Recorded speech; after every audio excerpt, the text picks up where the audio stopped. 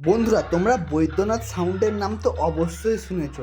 হ্যাঁ বন্ধুরা, দাসপুরের পদ্মপুকুরের সেই বৈদ্যনাথ সাউন্ডের কথা বলছি, যে কিনা একসময় মার্কেটে কিন্তু রাজ করে গিয়েছে। মাঝখানে কিছু সময় হলেও আমরা বৈদ্যনাথ সাউন্ডকে মার্কেটে দেখতে পাইনি। তার প্রধান কারণে কিন্তু ছিল যে উলুবেড়িয়াতে কিংবা হাওড়াতে হবে কোনো রকম প্রশাসনিক কারণে বৈদ্যনাথ সাউন্ড কিছুদিনের জন্য আটকে গিয়েছিল। সেই জন্য আমরা কিন্তু বৈদ্যনাথ সাউন্ডকে মার্কেটে দেখতে পাইনি।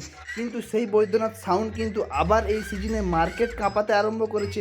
আবার কিন্তু প্রচুর পরিমাণে অ্যাম্প্লিফায়ার নিয়ে, তোমরা অ্যাম্প্লিফায়ারটা দেখতে পাচ্ছ, টোটালটাই কিন্তু একদম CA20 অ্যাম্প্লিফায়ারের সেট আপ। আর বন্ধুরা, তোমরা দেখে নেবে, আমি কোনো অ্যাম্প্লিফায়ারকে ছোটো বা বড় করছি না, অর্থাৎ অন্য কোনো অ্যাম্প্লিফায়ারকে ছোটো বা বড় করছি না, কিন্তু CA20 অ্যাম্প্লিফায়ারের কিন্তু প্রেসার কিন্তু একটা অন্য লেভেলেরই থাকে। তোমরা কিন্তু সব ক্ষেত্রে কিন্তু সেই জিনিসটা কিন্তু মেজার বা মেপে হয়তো দেখেছো বা হয়তো অনুভব করেছো, কারণ তোমরাও কিন্তু বিভিন্ন জায়গায় যাও আমার মতো বক্স দেখতে।